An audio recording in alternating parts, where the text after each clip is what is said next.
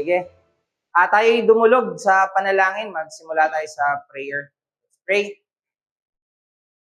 Heavenly Father, we are at your mercy and we thank you for this time na we still recognize na kami ay nasa ilalim ng inyong awa, O Diyos. We still ask for your grace to us at dalangin namin na patuloy nyo kaming biyayaan ng karunungan at maging hamon sa amin na magbago sa buhay namin yung mga mapag-aaralan namin this morning. We ask you, O God, we cannot do this just on our own. Help us to see this as sacred at dalangin namin, Panginoon, na tumugon kami dito na may kasagraduhan din, O Diyos. Salamat po sa umagang ito. Kayo pagpapala sa amin, maging pagpapala nawa rin kami sa bawat isa. Sa pangalan ng Panginoong Jesucristo. Amen. So, kagaya na sinabi ko, itong study natin ay hinango sa book ni Sam Waldron, Man as Priest in His Home. Sa mga manghihiram, pumila kayo, may naka-line up na. Hindi, pero maganda yung book, introduction pa lang. Actually, kung sa introduction nga lang ako magbe-base, meron na tayong pwedeng pag-aralan. Pero I want to have a full pictures of what are the contents o yung mga nilalaman nitong book na to. At kaya yung mga nilagay ko dyan sa handouts nyo ay mga chapter actually ng book na ito. So at least magkaroon lang ng overview, tapos mga patikim ng mga sinabi ni Sam Waldron. Alam mo, isa sa mga mahihirap na preparation ng study, piliin kung ano yung mga sinabi niya kasi ang daming magaganda na sinabi niya. Yung iba may mga scriptural reference, hindi ko na naisama kasi sabi ko nga mas hahaba din yung discussion natin. Pero rest assured nung inaaral ko siya, may mga scriptural basis. Actually, may specific chapter after discussing priestly ministry, merong chapter ng scriptural basis. So, bago ka magtuloy sa book, assured ka na ang reference niya ay ang scripture. Anyway, let me start with asking you, since most of us came from a Catholic background, alam natin yung salitang pare. At alam nyo, isa yan siguro sa mga hindi pa nakakalam, ako po ay sakristan at karamihan ng mga nagpapare ay nanggagaling sa mga sakristan. Naranasan ko din yung pumupunta ng seminaryo para ikumbinsihin ka na magseminarista ka na rin. Ganun, ano? Isang bagay yung ayaw ko kasi gusto ko mag-asawa eh. Ayoko magpare. Kahit na sinasabi nila na may mga kamag-anak din ako na kinukumbinsi ako na magpare ako, pero sabi ko ayoko kasi gusto ko mag-asawa. Pero mali ring isipin na yung pagiging pare ay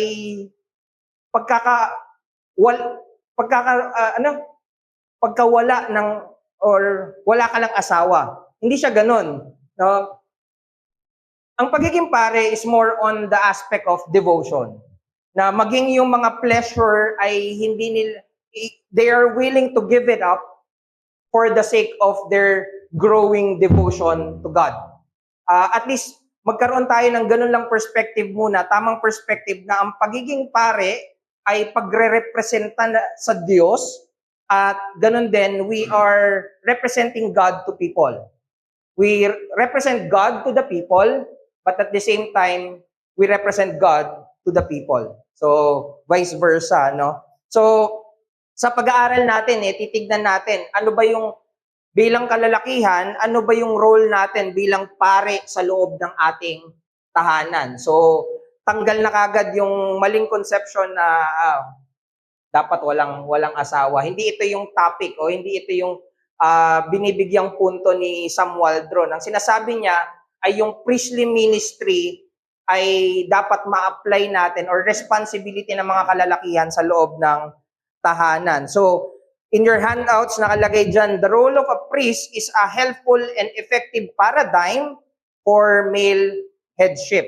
No, kung pag-uusapan natin yung pangunguna bilang isang lalaki sa ating mga tahanan, merong modelo na binigay sa atin. At yun nga yung priestly ministry o role of a priest. Pag sinabi nating tungkulin ng isang pare, ito yung ministeryo o serbisyo na ginagawa ng isang pare. In the Old Testament, marami tayong makikita dyan na pinili para mag-alay para sa kasalanan ng bayan. So may mga ganong aspect. Pero let me go through doon sa Hebrews 5. Sinong pwedeng magbasa ng Hebrews 5, 1 to 2? Hindi yan 12, 1 to 2 yan. Nakalimutan lang yung hyphen. Hebrews 5, 1 to 2. Tapos, parede rin ako ng number 6, 23 to 27. Sigab na yung pabasahin ko ng number 6, 23 to 27. So, pinakita dito yung duty ng priest to mediate. At ang ibig sabihin doon sa text ay represent God to represent God to the people and vice versa. At yung sinasabi na to show compassion, to show mercy, pagpapakita yon, pagre-represent yon ng Diyos sa mga tao because God is a merciful God and that's the duty of a priest. Pero as we understand din, this is applicable for all Christian. Pag tinignan natin, every ministry or every Christian ministry, every Christian work, hindi lang specific for what the pastor is doing, but lahat ng ginagawa natin, counseling, giving advice, or pakikipag-usap, pagre-rebuke sa kapatid, those have parang may element doon ng priestly ministry, kung saan nire-represent natin ang Diyos whenever we are rebuking our brothers, whenever we are serving our brothers, whenever we are doing things for God. Kaya nga, di ba, pag gumagawa ka, ginagawa mo yan sa pangalan ng Diyos. Kasi hindi ka gumagawa sa pangalan mo o sa pangalan lang ng iglesia. Hindi, kagaya ng pangangaral kanina. We are doing this for God. Kailangan maalala natin at paalalahanan natin yung sarili natin. Number 6, 23 to 27. Speak to Aaron and his son, saying, thus you shall bless the son of Israel, and you shall say to them, the Lord bless you and keep you. The Lord make His face shine on you and be gracious to you. Ginagamit ito madalas sa mga doxological or benediction. Sabi, the Lord lift up His countenance on you and give you peace. Sabi doon. Anong pinapakita nun? Bilang pare, tungkulin ng pare na magbigay ng pagpapala sa kanyang mga pinapangunahan to whom he ministered. At yung pagpapala na yon ay kailangan makita nung nasasakupan niya o pinapangunahan niya na nagmumula sa Diyos. Kaya sabi niya, the Lord bless you and keep you and make His face shine upon you. Na kailangan maging malinaw sa nasasakupan at pinapangunahan natin na ang pagpapala ay mula sa Diyos. Na ang pagpapala ay ang Diyos. Yung peace, yung pagpapala dito ay yung Diyos na nagre-reflect sa atin. So, gusto ko lang ipakita dito yung mga parang basic duty ng isang pare. Kasi nga, meron tayong maling concept ng pagiging pare, no? So, the priestly role is actually to represent God and to represent to bring the people to God. Sabi ni Sam Waldron, the classic portrait of the man as priest in his home is one of Christ-like sacrificial leadership. He is not tyrant but a shepherd leading his family in paths of righteousness with humility and grace. So nakita nyo yung priestly ministry natin ay dapat Christ-like dahil si Kristo naman yung pinaka-akmang portrait. Kung meron tayong larawan na titignan kung paano gumawa o paano maging lalaki na pare sa ating mga tahanan, we don't look at the priest of the Roman Catholic. We look at our high priest, which is Christ, no? Ang Panginoong Hesukristo. Actually, ang ginamit ni Sam Waldron na portrait doon sa chapter 3 ng book ay si Job. Kung paano niya pinapangunahan yung kanyang pamilya na despite of ng mga pagpapala, dinudulog niya yung pamilya niya sa panalangin. nag-aalay siya para sa kasalanan ng mga anak niya. Pero nakita rin natin, even after tanggalin sa kanya yung blessing, he continued to serve for his family. Hindi self-centered, but very other-centered, no? It serves others. Yun yung ginawa ni Job. Pero Job is walang-wala kung ikukumpara sa ministeryo na ginawa ng Panginoong Hesukristo. So bilang mga kalalakihan, we should be serving our home or our family Christ-like, in Christ-likeness. Pag sinabing Christ-likeness, sacrificial yung ating pangunguna. Merong mga time na pagod ka, gagawa ka pa din. May mga dinadahilan ka, though valid yung mga sinasabi mong dahilan, you will drop your excuse, any excuses that you have to serve for your family kasi nga sacrificial. Okay? Hindi mo nilalagay yung sarili mo na ikaw yung paglilingkuran, kundi ikaw yung maglilingkod for the sake of laying down your own life for the good of your family. Pero mo yun? Ilalatag mo yung buhay mo para sa ikabubuti ng iyong pamilya. Mahirap yan kung ang nakikita ng mga pamilya natin sa atin, hindi tayo maistorbo at hindi tayo pwedeng makausap o wala tayong oras para sa kanila. Sobrang hirap nun. But again, Christ is not tyrant. He is a shepherd, a kind shepherd, leading his family in paths of righteousness with humility and grace. Pinapangunahan niya yung mga sumusunod sa kanya na may pagpapakababa at biyaya.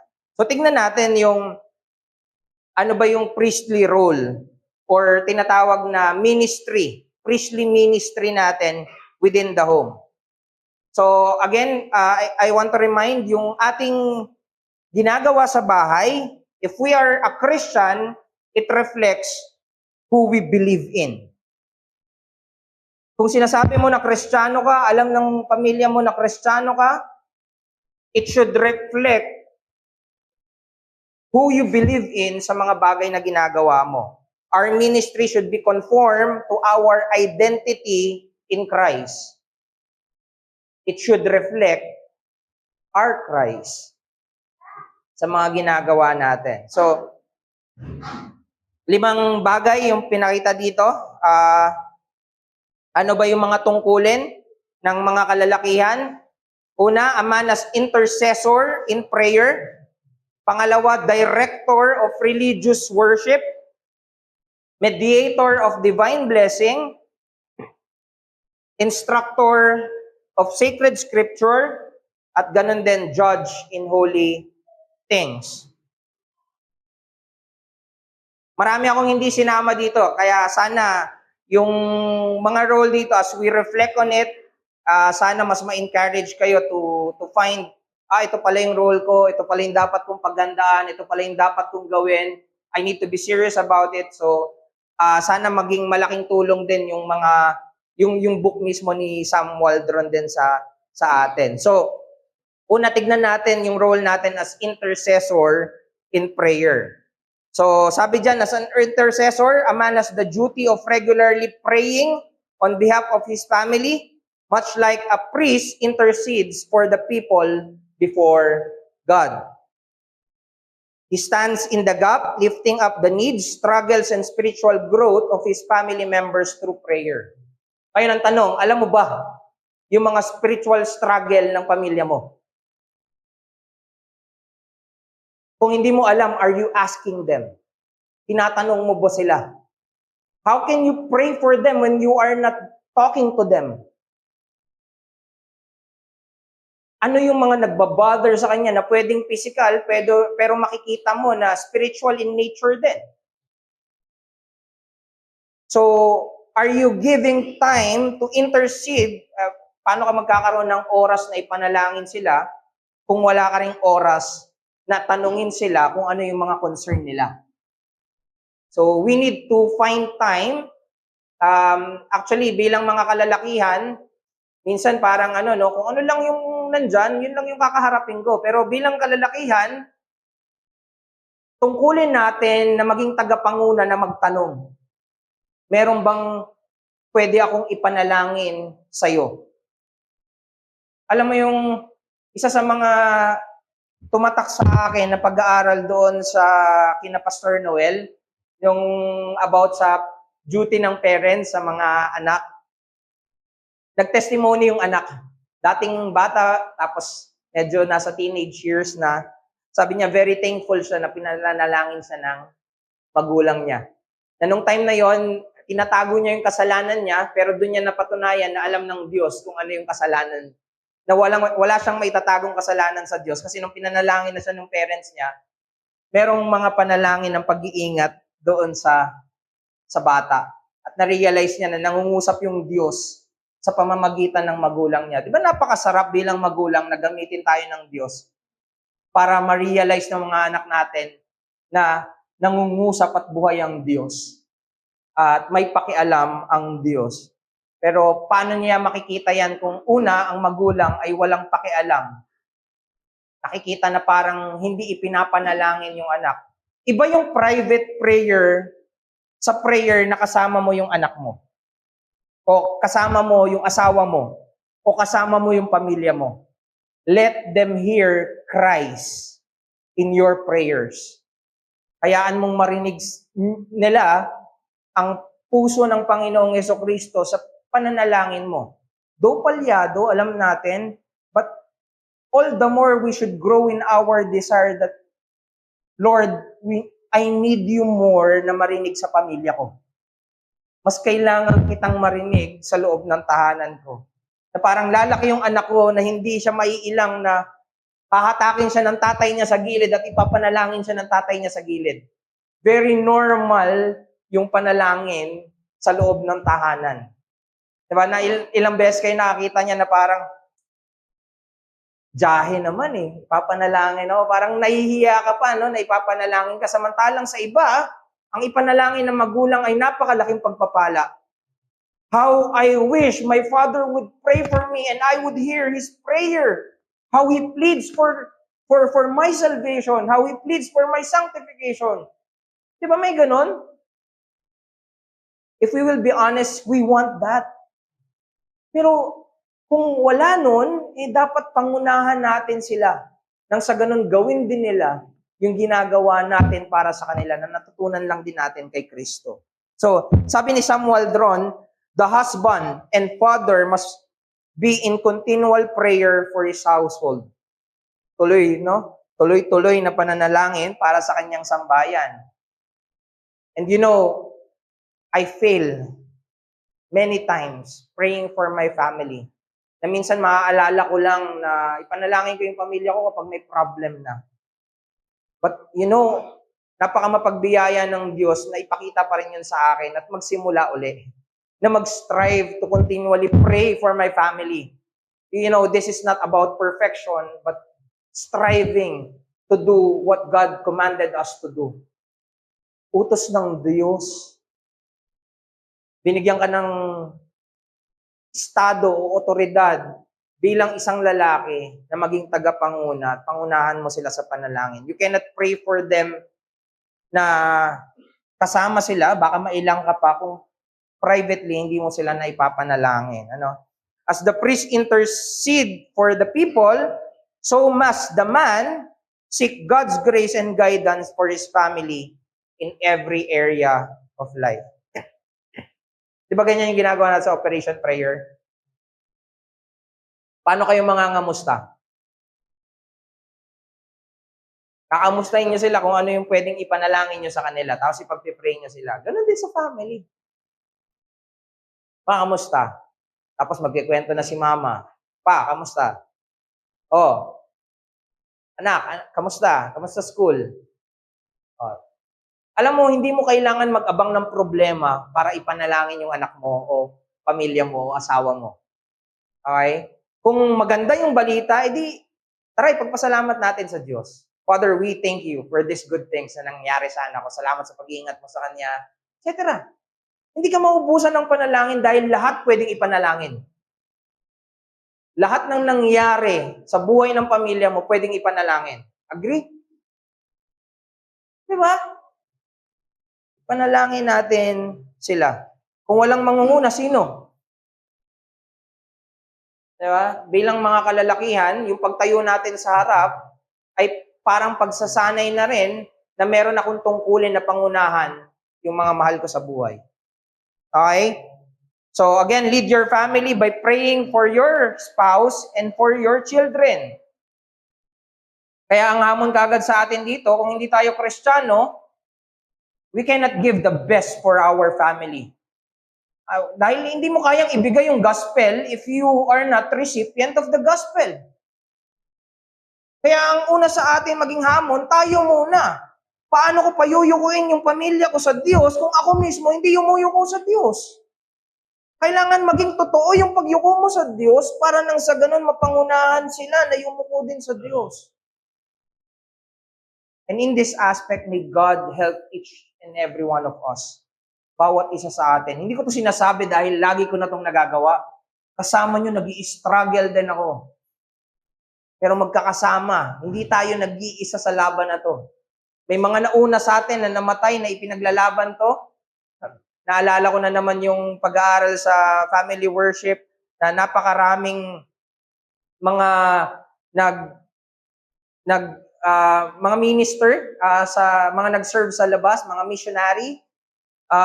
They became missionary because of the prayers and graces, mga means of graces na araw-araw pinagsasaluhan nila sa tahanan nila, sa pangunguna ng tatay, sa pangunguna ng head of the family. So, sana ganito rin yung hangarin natin para sa pamilya natin. Pangalawa, a man as director of religious worship. Pag sinabing director, parang may ikaw yung magda-direct. Kung dito sila pakanan at ang daan ay pakaliwa, dapat pangunahan mo sila sa kaliwa. Dito ang sinasabi, pangunahan mo sila in religious worship. Men are called to lead their families in the worship of God. Ang kalalakihan, lalaki ka. Bakit? Dahil tinawag ka na pangunahan ang pamilya mo sa pagsamba sa Diyos. Merong isang missionary, nung bata pa siya, nakita niya yung tatay niya, hindi nagpa-family worship. Hindi nangunguna. Sabi niya, tatay, pwede bang ako mag-lead ng family worship? With the blessing of the father, nanguna siya sa family worship. At through that, na-rebuke din yung tatay at nanguna na yung tatay. So, nagpapalitan na sila.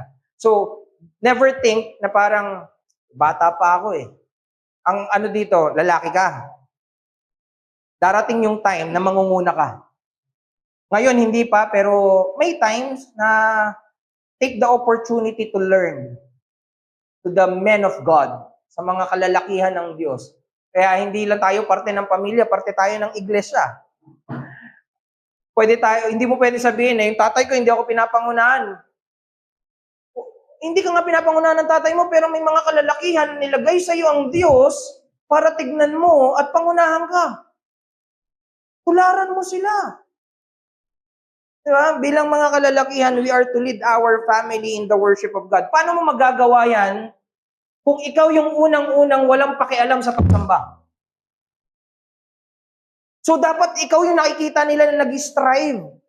Pero kung ako nakita, tatay, sabi niya, alam mo, malayo yung papuntahan naming iglesia. So, ang ginagawa niya, madaling araw, pinaplansya niya yung polo ng anak niya, yung blouse ng susutin ng babae niyang anak. Anong point ko? Hindi niya na iniisip, panlalaking gawain ba yan? Ang gawain ng isang lalaki ay pangunahan sila sa pagsamba. Kung may mga excuses yung mga anak natin o yung family natin, help them in their excuses to drop it and lead them to worship. Ganito karapat-dapat ang Diyos. So, this includes setting aside time for prayer. Kaya nga, ito yung mga normal means of grace pa rin eh. No?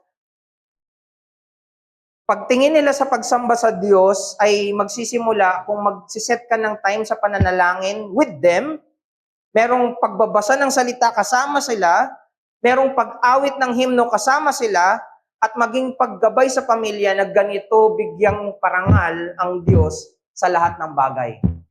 Ang Diyos ay hindi lang natin sinasamba kada linggo, dahil hindi siya Diyos tuwing linggo lang. Especially ang araw na yan, Pero sa araw-araw siya ay Diyos. Araw-araw paalalahanan natin yung mga sarili natin na siya ay Diyos.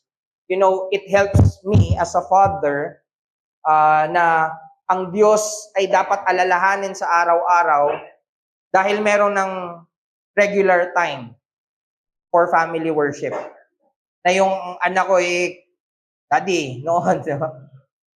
May na-prepare ka na? Pero sa totoo lang, let's not make it complicated. Kasi ang pananalangin ay pananalangin sa puso. Ang pagbabasa ay pagbabasa ng may pangunawa. You can do that. On the spot.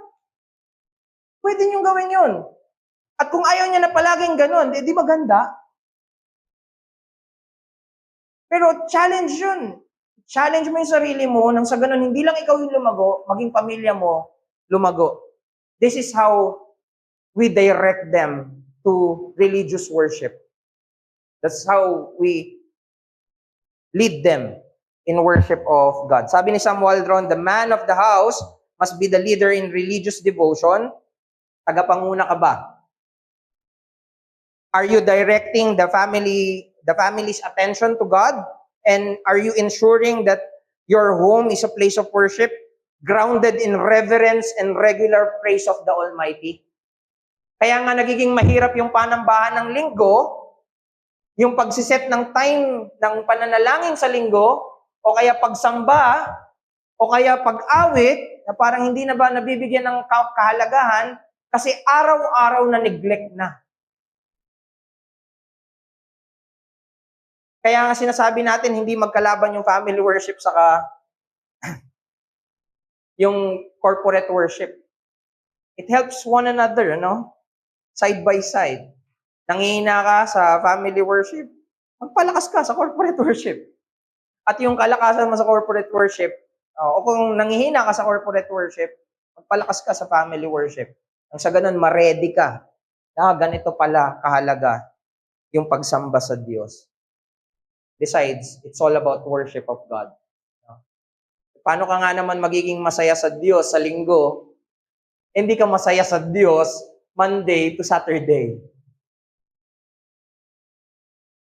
Pangatlo, a man as mediator of divine blessing. Nung unang basa ko dun sa title, though hindi naman mali kasi nakita natin sa Old Testament ang mga ama ay nagbibigay ng blessing sa kanilang mga anak.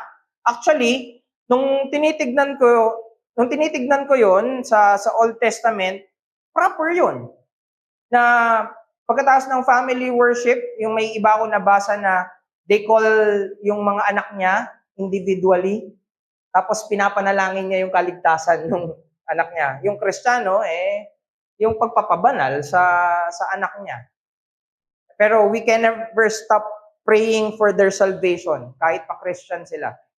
Alam mo yun, what I mean by that is, hindi tumitigil sa pagliligtas sa atin ng Diyos, lalo na sa mga kasalanan, di ba? Maging yung sanctification is a way of salvation pa rin for us. Kasi pagliligtas yon sa kasalanan.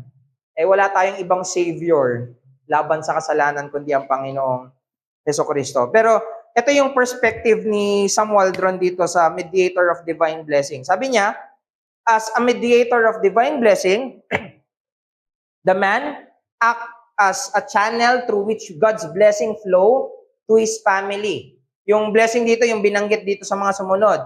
He is responsible for ensuring that his family experience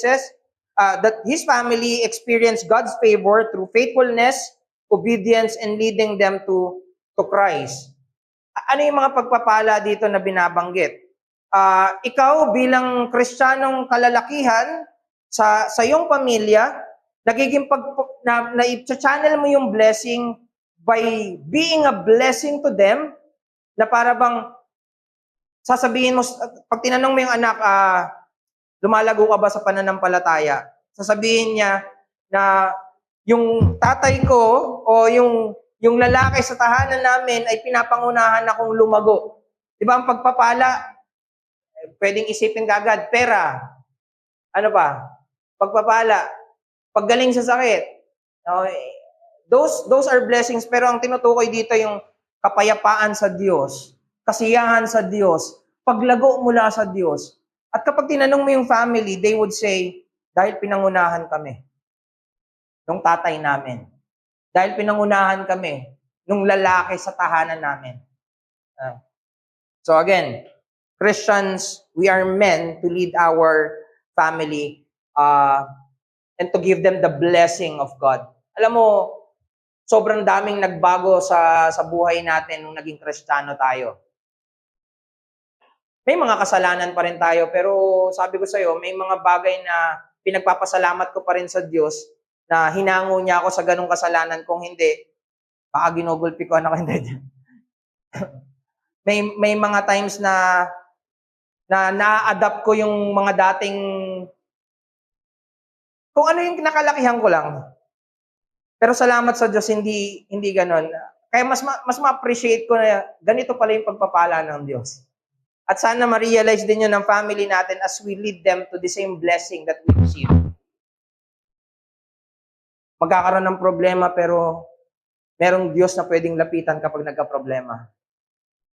Magkakaroon ng mga bagay na hindi natin kontrolado but we can be still before God.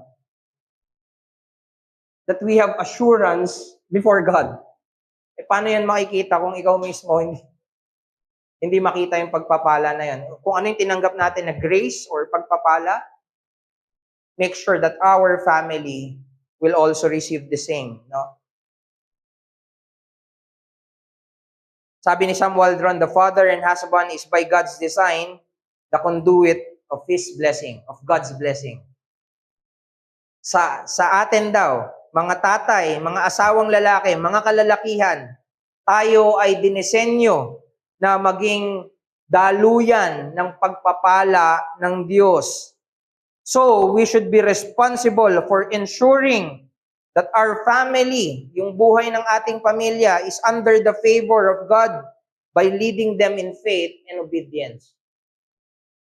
Pangunahan mo sila sa may pananampalataya at pagsunod. Again, kagaya rin ng pinapanalangin ko kanina, we should not be passive, but be active in our leadership role. Kung lalaki ka, huwag ka lang maging passive. Be active. At makita nawa na kaya mo ginagawa yon because of your faith in Christ. Bakit kaya ginagawa yon ng Paul? Bakit kaya ginagawa yon ni Opet? No? Bakit ginagawa yon ni PJ, JM? Bakit kailangan niya i-gather yung mga pinsan niya? Di ba pwede kapatid niya na lang? Niya ginagawa yan. At tatatak sa kanila na ginagawa mo yun dahil Kristiyano ka at sumasampalataya ka kay Kristo. Huwag mong pagsawaan na i-representa si Kristo sa tahanan na kinabibilangan mo. Okay, represent Christ well. Paano yung mga tanong na, hindi ako katulad nila mahiyain ako hindi ko kaya Alam mo yung kapag nag-a-apply ka sa trabaho at may pinapagawa sa'yo at maaari kang tanggalin sa trabaho pag hindi mo yun nagawa, you will labor and you will do everything para magawa mo yun at matutunan mong gawin yun nang sa ganun hindi ka matanggal sa trabaho. Tama ba? Why not do the same for the Lord? Walang banta na tatanggalin ka sa pamilya ng Diyos, pero hindi ka ba natatakot sa magiging consequences? Na kung mananatili akong tahimik sa pinananampalatayaan ko, paano yun? Paano sila? Lalago ba ako? Hindi ako katulad nila, pero Kristiyano ako katulad nila. Hindi mo kailangan nung kakayahan din nila o parehas na kakayahan ng iba na nakikita mo, ang kailangan mo ay totoong ebanghelyo, yung totoong pagiging Kristiyano, yung totoong Kristo. Alam mo, hindi mo kailangan maging magaling para ibida yung kaibigan mo sa bahay nyo. No, pag meron kang nakasalamuha na kaibigan, ikikwento mo lang kung sino yung kaibigan mo. Hindi mo kailangan maging magaling para ipakilala si Kristo. Kung gusto mong gumaling, magsanay ka. Kung gusto mong gumaling, bigyan mo ng oras, labor for it. Yung mga hinahangaan mong tao, bakit sila magaling? Hindi ako katulad nila. Nag-labor din sila. So we should labor the same. Di ba? Magsikap tayo para sa kabutihan ng iba. Pang-apat, alam na rin natin to, we are men and we are instructor of the Holy Scripture, the sacred Scripture. Bilang mga kalalakihan, tayo ay responsable na turuan yung ating pamilya ng mga katotohanan ng salita ng Diyos.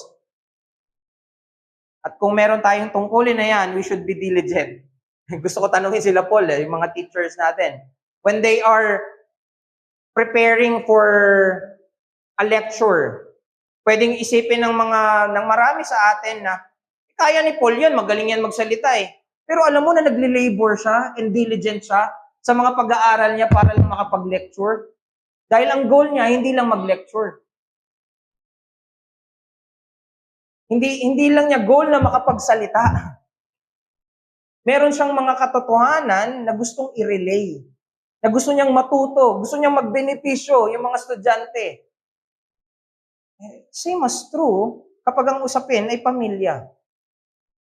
Meron tayong mga gusto na tanggapin ng pamilya natin, but we should be diligent about it. So, we must be diligent in instructing our wives, our children in the knowledge of God. Siguraduhin natin na sila ay lalago sa biblical na karunungan at pangunawa. Naalala niyo ba yung Deuteronomy 6:4-9?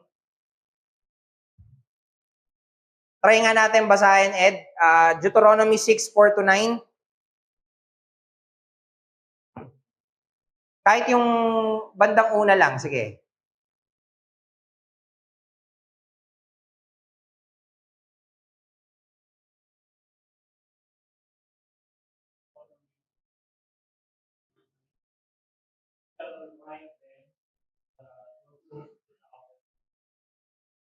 Okay, sige, tuloy pa. Lord your God, bring you the land for your fathers, Abraham, Isaac, Jacob,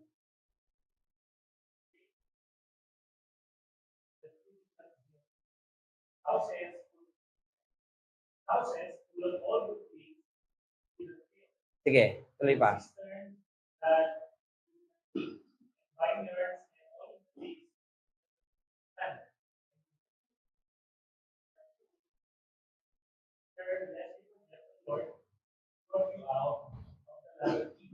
Okay na. Ayan, so maging sa time na, alam mo yun, kumakain kayo, huwag niyong kakalimutan yung Diyos niyo. Part din nito yung overall, pag binasa mo yung Deuteronomy 6, naalala niyo, ito yung pinagkunan ng Shema.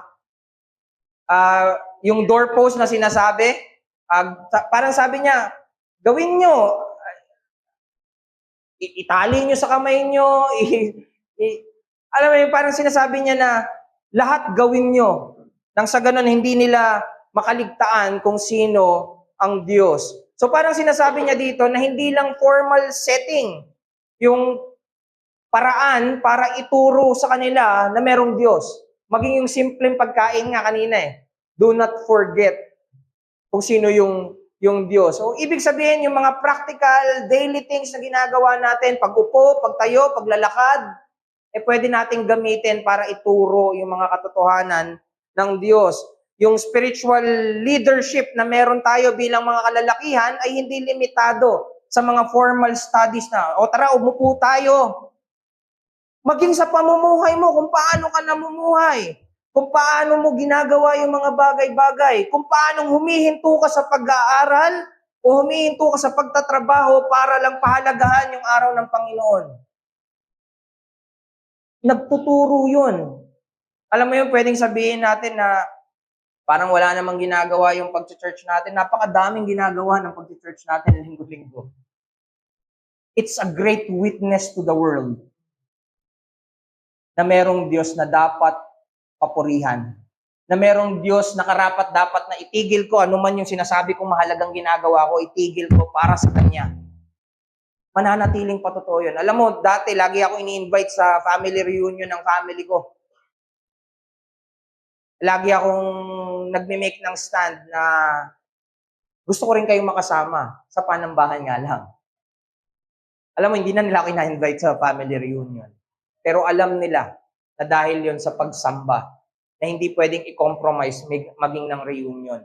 If you will continue to just let them, one time lang naman pwede na yan. Yung mga labor mo na tumitindig ka sa kahalagahan ng panambahan, parang nadi-disregard. Dahil lang dun sa one time na pinagbigyan mo sila. Laking bagay yon. We need to make our stand. Minsan,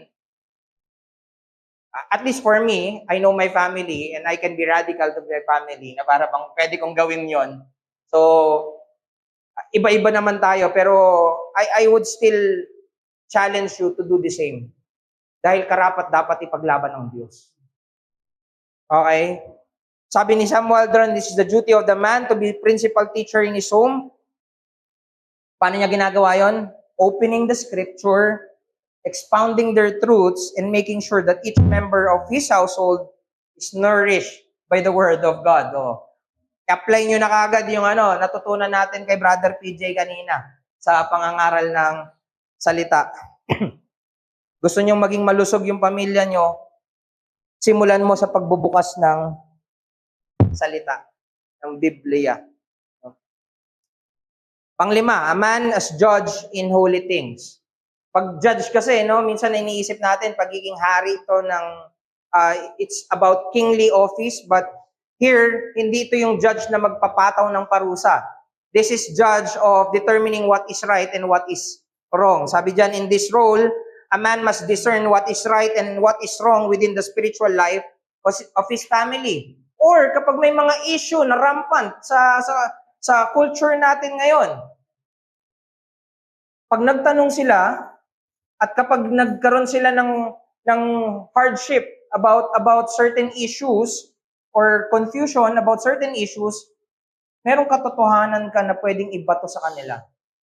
Meron kang pwedeng sabihin patungkol doon. Bakit mali ang bakla? Bakit mali ang pagiging tomboy? Paano ko i-approach yung kaklase ko na ganito? Be involved in such discussion. Alam niyo, napakalaking bagay nun. Hindi mo alam, marami sa iglesia na may alam patungkol dyan. Magtanong ka. Ask them. No? Tumatanggap ng maraming sila Paul. Again, kahit sino sa atin, pwede magsimula ka lang ng conversation, pwedeng mag-trigger ng mas marami pang inputs. Paano ko ililid yung anak ko? Ganito yung situation niya. Diba? Kaysa naman kumukuha ka lang ng insight sa mga hindi namang Kristiyano. Kaya nga sasabihin ng kaibigan mo, pre, inom na lang natin yan, pre. O, di ganun lang. Sa Kristiyano. Try, panalangin natin yan. Nung nagkaroon ako ng problem, kahit pastor ako, I took counsel, insight and wisdom from my brethren, sa aking mga kapatid. At pinagpapasalamat ko yun. Dati sa trabaho, kapag boss ka, tapos yung mga hawak mong tao ay mas magaling sa'yo, minsan kinakabahan ka Baka kunin ito yung posisyon ko Pero alam mo, sa iglesia hindi ganyan yung pakiramdam ko. I'm very much thankful na mas knowledgeable yung isang kapatid sa akin sa ganitong aspeto. At samantalahin natin yun. Na meron tayong mga kapatid na mauhusay sa mga bagay kung saan mahina tayo at iba-iba tayo. Salamat sa Diyos sa disenyo niya sa iglesia. Again, going back doon sa pagiging let's learn to weigh ano yung tama, ano yung mali. Let's learn from our brethren. At bilang kalalakihan, we as judge, we should make decision na naka-align sa kalooban ng Diyos at dapat sinisigurado natin na ang ating tahanan ay refleksyon ng kabanalan at ng pananampalataya na meron tayo. Ang anak ko, bakit pag linggo wala kayo dito? Bakit buong araw wala kayo? Bakit sa church namin ganito lang? Alam mo, nag-start ng conversation yung ginagawang panambahan lingguhan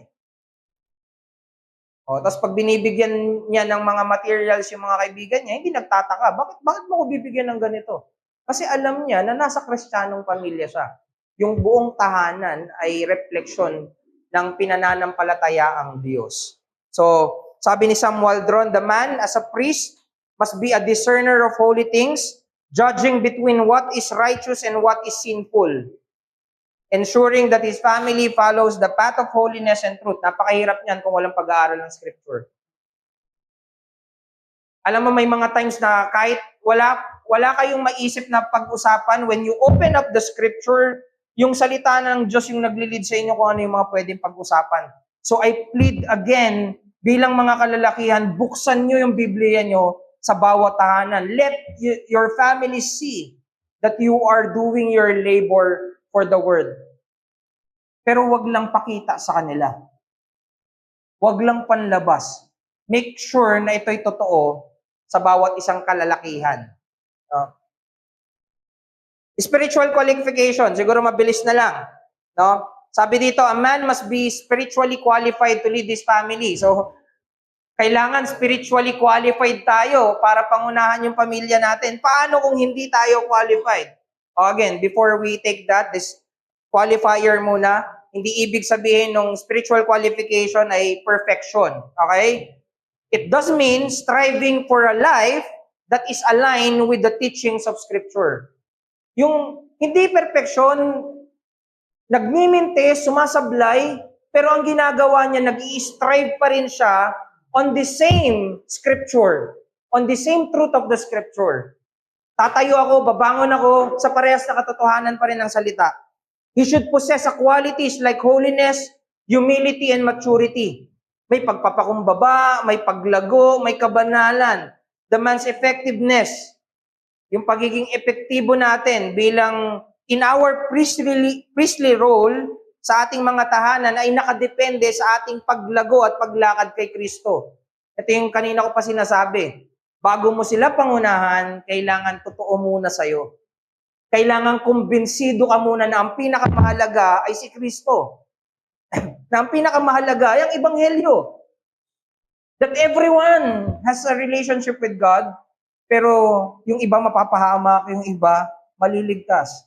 At ayaw mo sa side ng mapapahamak yung pamilya mo dahil nanatili sila sa relasyon na may may alitan sa Diyos while neglecting Christ, just by neglecting Christ.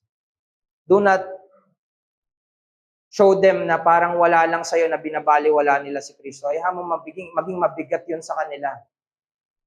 Panalangin mo. Kung kinakailangan mong lumuhan ay panalangin sila, do it. Pagkatiwala mo sa Diyos yung resulta. Show your concern. Paano mo pinapakita yung concern mo sa kaibigan mo? Kita mo sa pamilya mo. The priestly duties of leading in prayer, worship, and teaching Scripture cannot be done without a deep personal connection to God. Magiging empty yung mga practices and exercises na ginagawa natin in our family if your connection to God is not true. So, yun yung hamon sa atin. Maging totoo muna tayo sa Diyos. So, hindi siya problema ng kakayahan o ng skills. Minsan ang problema ay kung gaano katotoo yung ating relasyon sa Diyos. Kasi kung totoo, maghahangad ka palalo eh. Pinag-uusapan namin yung about how you would glorify God. Hindi mo pwedeng maluwalhati yung Diyos ng mababaw yung pagkilala mo sa Kanya. Lumalago dapat yung pagkilala mo sa Kanya. Yung pag-ibig mo sa Kanya, lumalago dapat. Maging yung paghahangad mo na ipakilala siya sa iba. Ngayon, after many rejections of our families, ang sasabihin natin, ayoko na nga. Bahala na nga sila. Mapahamak na sila kung mapahamak sila. Ginawa ko naman yung tungkulin ko. Not enough. Not enough. Tandaan mo, hindi ka sinukuha ng Diyos. Hindi tayo sinukuha ng Diyos. Ano na lang kung susukuan natin sila? Ano bang gusto nating ipakitang Diyos sa kanila? Yung Diyos na susukuan sila? Dahil sinukuan natin sila, tayo na nagre-representa sa Diyos? Again, no matter how many rejection and denial yung ginawa sa Panginoong Jesucristo, hindi siya sumuko. Nag-endure siya. Eh wala pa namang namamatay sa atin just to make our stand about the gospel in our home. Wala pa. Kung kinakailangan mamatay, di mamatay. Kung yun ang ibig sabihin para mabuhay din sila.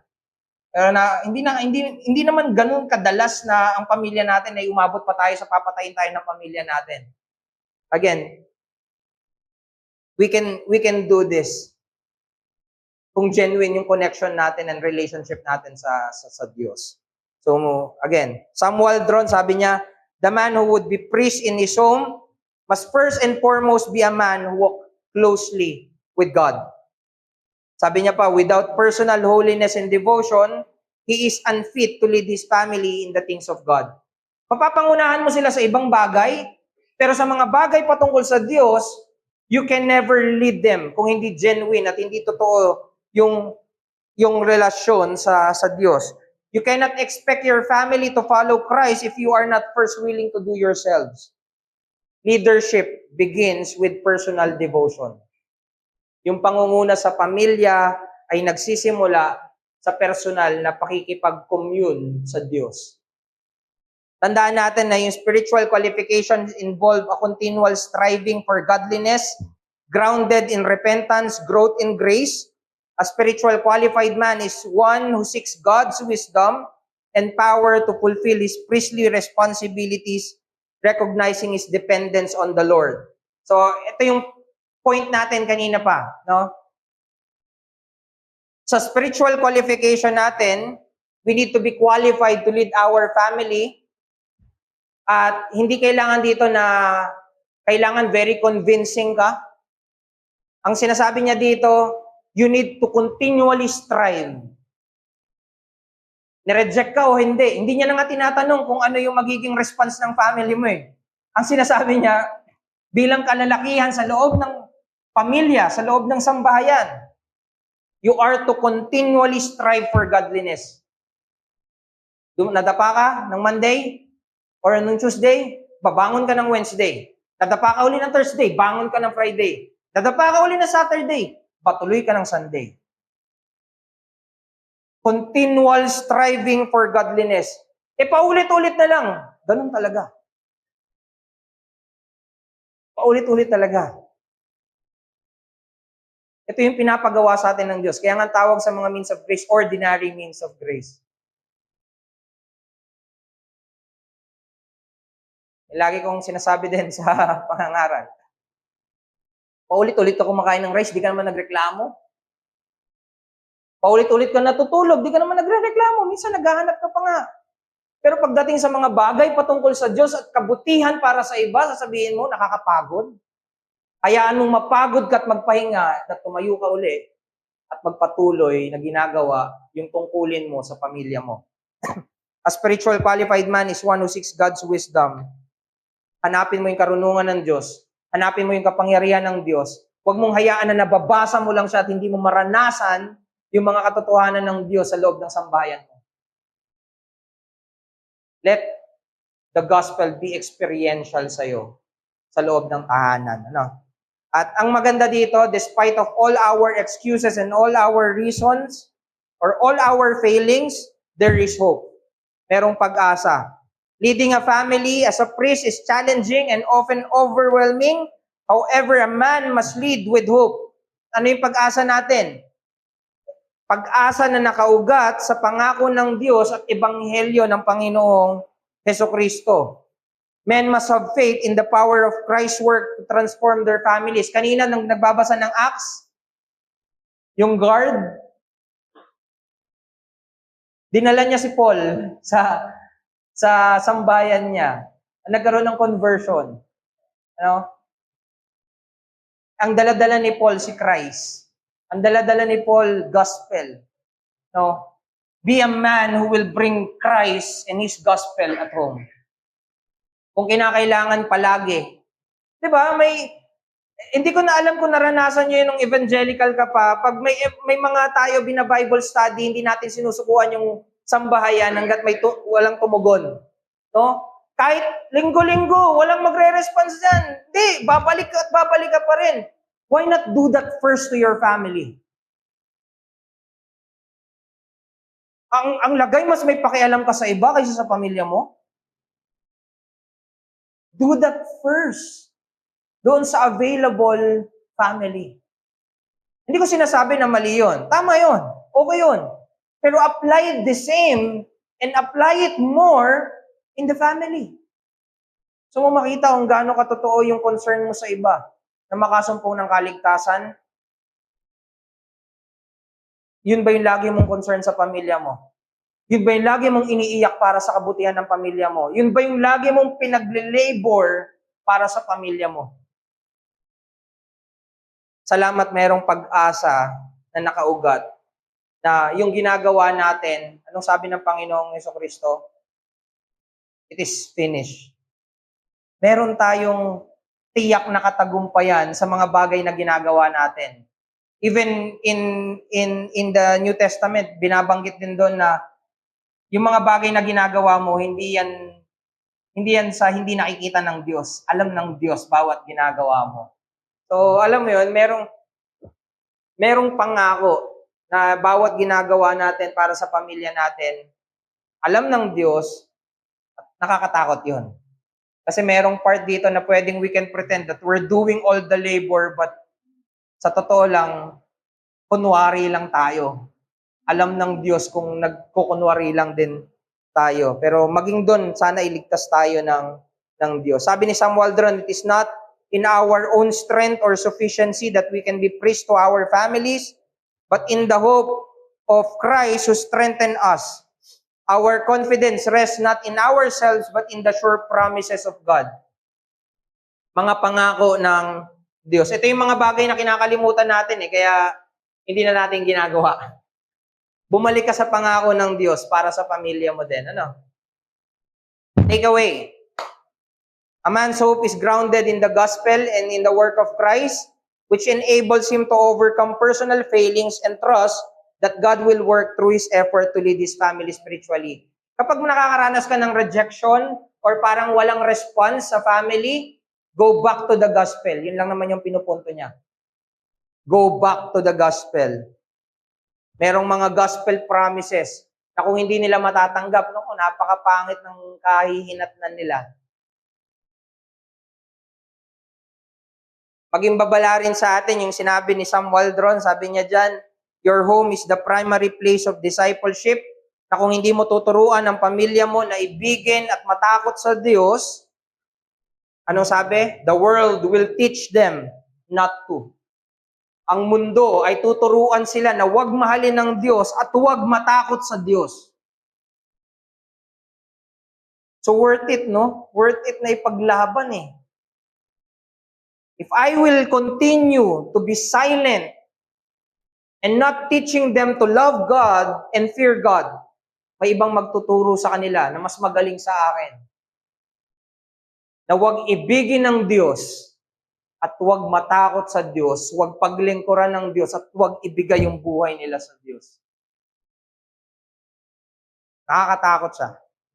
Kaya yung hamon sa atin, tayo na mga kalalakihan ay pinagkatiwalaan ng Diyos ng isang responsibilidad, isang tungkulin na sagrado na pangunahan ng ating mga pamilya sa pagsamba, pananalangin, at pagsunod sa salita ng Diyos. Hindi to tungkulin lang ni pastor. Tungkulin to ng bawat kalalakihang kumikilala at sumasampalataya sa Diyos. A man must stand between his family and the world. Kailangan mong tumayo at hindi madali yon. Imposible sa atin kung hindi natin pangahawakan yung pangako ng Ebanghelyo sa atin. Let's nurture them in the truth of God's grace. Kaya yung pangangaral din ni Brother PJ, saktong-sakto. Mag-aral. Hanapin mo yung kalusugan mo. No? Ipanalangin mo yung nasa iglesia. Ipanalangin mo. Kung ikaw yung hindi, halimbawa ikaw yung anak, hindi ka pa yung nagli-lead, panalangin mo yung tatay mo. Ipanalangin mo yung mga tagapanguna. Panalangin natin yung mga tagapanguna ng pamilya. So nawa, may pagpapakumbaba at nakadepende nawa tayo sa biyaya ng Diyos as we do this role bilang priest. No, we represent God. Sana hindi maling Diyos yung i-represent natin sa mga pamilya natin. Whenever you reject and deny your responsibility to represent God in your family, you are representing a wrong God. Ayaw mo dahil mahihain ka? Ayaw mo dahil maganda yung mga dahilan mo o may mga valid excuses ka? If you do not represent God, you represent a wrong God. Maling Diyos. Nawa hindi tayo maging pari ni Baal. Maging pari tayo ni Yahweh sa mga pamilya natin. So, let's labor on this. Gumising ka ng maaga para idulog yung pamilya mo sa Diyos parate. So, siguro doon lang. Actually, marami pa, pero kayo nang bahala. Hindi, ang ganda ng presupposition talaga ni Sabi niya, ang tanong ko rin, bakit hindi prophet, bakit hindi king? Mas beneficial pag makita yung priestly office din kasi. Alam mo yun, pari nga lang, alam mo, magbe-bless yung mga bata eh. Pero sa family, ganun din. Every work we do has a priestly character because we represent God to the people na nasa ilalim ng mga otoridad natin. So, yun lang. Sige, may tanong ba? Anong oras ba tayo nag-start? 11:15, ay isang oras. Okay na sila? Sige. Tanong, 1 to 2. Sana matapos ko. Ano yun, maganda siya isa-isa yan eh. Kaya, nung unang ginawa ko, intro lang. Pero sabi ko, baka pare-parehas tayong mauhaw. Pero yun, hopefully magkaroon ng si Brother PJ namin to eh. Siya ata magtuloy ng part 2. Hindi, pero yun, mapapansin nyo, kinakausap ko yung mga kalalakihan with the same intention. Hindi mo kailangan na ikaw yung tatay. Kung ikaw yung Kristiyano sa pamilya, you have the priestly ministry in your home. You are to represent God. Eh, hindi naman, di ba, ang tinawag ay Kristiyano para i-representa yung Diyos sa ating mga tahanan. Ngayon, iba-iba yung mga conditions or iba-iba yung mga situations natin sa mga family. Pero kung Kristiyano ka, that's a problem na kailangan nating harapin. Yung mga different scenario, paano ko gagawin to? Magandang problemahin yun. Ang pangit lang na response doon, yung wala tayong gagawin sa problemang kinakaharap natin sa pamilya natin. Okay? Yung tatay ko ganito eh. Problema yun, pero magandang problemahin yun. Okay? Ay, at least maganda to, isang bagsakan. Nakausap ko kayo. Kasi, yun talaga plano ko, isa-isahin to really encourage na kamusta yung family worship, ituloy nyo lang. Kung nadadapa, ituloy nyo lang. Tapos, be vocal by saying, let's set this time. I-set natin tong time na to para manalangin tayo. Kasi at least, kapag meron kang time, tapos nag-alarm, oras na. Kung may ginagawa ka man, sasabihin, kung paulit-ulit na nag-fail, we will be reminding you still. Continue in that same grace. Kaya sabi ng mundo, no, kahit hindi Kristiyano ang sinasabi, wala sa bokabularyo ko ang sumuko. All the more tayo ng mga Kristiyano. Wala sa bokabularyo natin na sukuan yung mga pamilya natin. Sabi nga, it should never be an option for us to quit, but to strive continually. No? Magpatuloy, hindi sumuko. Ang ganda rin, no, na yung mga role na binanggit, we are striving intercessor, we are striving director, we are striving mediator, we are instructor na nag-strive dapat. Now, when we do that, hindi yun ibig sabihin na hindi ka na intercessor. pabayang intercessor ka.